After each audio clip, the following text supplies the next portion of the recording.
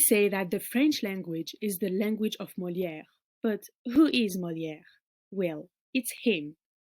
He's an author from the 17th century who marked the French language. He wrote Le médecin malgré lui, or The Doctor in Spite of Himself, is one of his hilarious and satirical literary work.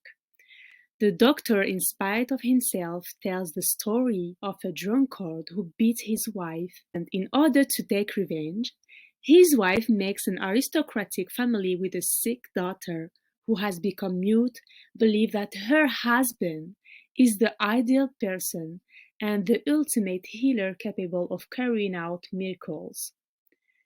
The greatest scientists of this time are nothing next to her husband's Ganarelle. She specifies that he will never assume that he is a doctor and that he only works with a stick.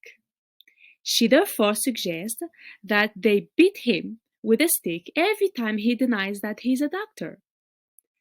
The story makes each character look ridiculous and above all makes medicine and its ignorance of the sick bodies of that time look ridiculous also.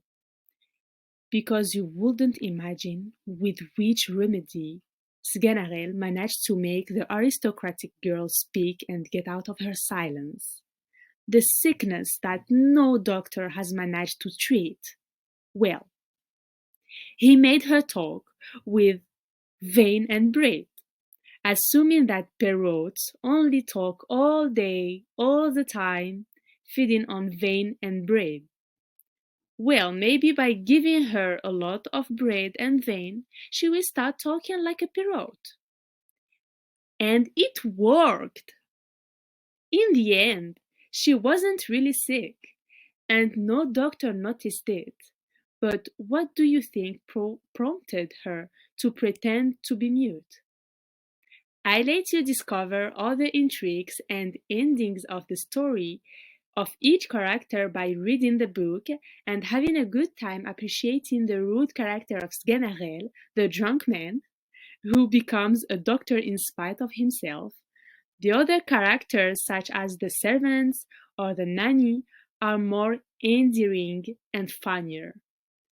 The theatrical format of this artwork makes the story clearer and easier to read despite of the Old French.